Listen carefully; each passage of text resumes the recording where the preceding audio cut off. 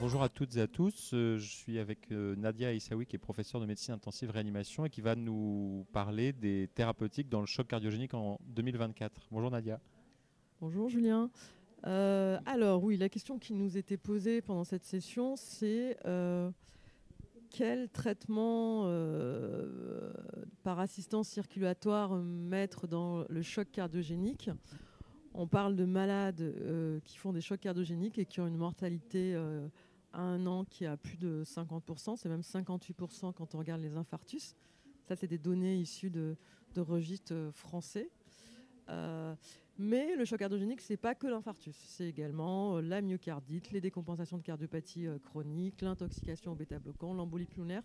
Et c'est des malades qu'on voit plus en médecine intensive réanimation.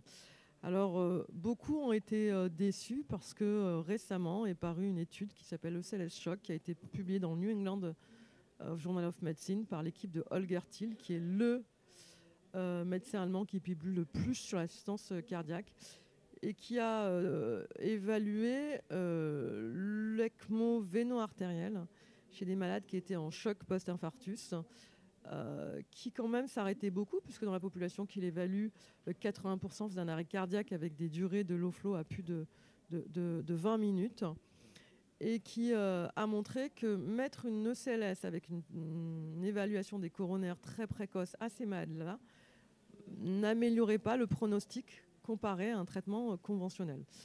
Alors oui, c'était des malades extrêmement graves, 90% étaient ventilés, 80% s'étaient arrêtés, les durées de no-flow étaient longues, le pH médian était à 7,1, le lactate médian était à 8. N'empêche que quand on compare ces populations-là, mettre une ECMO, ça ne fait pas mieux. Non seulement ça ne fait pas mieux sur la mortalité, mais en plus il y a beaucoup plus de complications, un type de saignement et d'ischémie indépendamment d'ischémie de jambe. Alors quand on regarde l'étude un peu plus en détail, ces deux groupes de malades, et notamment les malades sous ECMO, avaient également un autre système d'assistance qui est l'Impella, auquel on peut également attribuer ces complications. Alors là, on parle que des malades qui ont un choc post-infarctus, qui représentent 12% en gros des malades en choc de réanimation. On ne parle pas de tous les autres malades qui eux, ont pas d'atteinte des artères coronaires, mais plutôt des myocardiques, des embolies pulmonaires, des intoxications médicamenteuses, des chocs post-CEC. Et là, c'est la Pitié qui a publié un très beau papier l'année dernière dans JACC, une étude qui avait évalué plus de 1000 malades et qui rapportait dans cette étude rétrospective des taux de survie supérieurs à 50% chez ces malades-là. D'autres études, notamment nord-américaines, montrent également des taux de survie supérieurs à 50%, 60 voire 70%. Donc chez les malades de non-infarctus du myocarde, la question n'est pas résolue. Merci beaucoup pour ces infos sur l'assistance circulatoire dans le choc cardiogénique. Et du coup, chez les patients qui ont décidé de ne pas assister en 2024, qu'est-ce qu'il faut retenir du traitement médical ? Alors le traitement médical, là encore, aujourd'hui, en juin 2024, la seule chose qui améliore le pronostic des malades en choc cardiogénique, c'est le traitement étiologique. Quand l'artère elle est bouchée, vous la débouchez.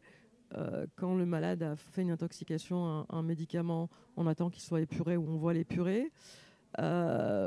Les traitements des valves percutanées, pour l'instant, on n'a pas d'études randomisées, mais des séries rétrospectives qui montrent que les malades qui auraient des RAC serrés sur des chocs cardiogéniques auraient un meilleur pronostic quand on dilate la valve. Sur le traitement médicamenteux, on peine à montrer une amélioration de la survie, sachant que sur le plan physiopathe et animal et conceptuel, quand vous mettez des inotropes ou des catécholamines, vous augmentez la consommation en oxygène. C'est pro-arythmogène. Après, il semble inconcevable aujourd'hui de faire je mets un vasopresseur en inotrope versus rien dans un choc cardiogénique aigu. On a des papiers qui montrent, dont Doremi, qui a été publié en 2023 dans le New England, qui montrent que mettre de la dobutamine, qui est une catécholamine, versus un inhibiteur des phosphodiestérases, qui est la myrinone, fait pareil, et qu'il y a autant d'effets secondaires. Donc pour l'instant, là, il n'y a pas de raison de prescrire plus la myrinone que la dobutamine. Ensuite se pose la question des vasopresseurs. Déjà depuis SOAP, l'étude de Daniel De Becker dans le New England de 2010, on avait remarqué que la noradrénaline faisait mieux que la dopamine chez les malades en choc cardiogénique, et seulement dans ce groupe-là. Ensuite, il y a eu le Optima de Bruno Lévy dans le DIAC en 2018, qui montre que la noradrénaline fait mieux que l'adrénaline dans le choc cardiogénique en termes de décès et de choc multidéfaillant.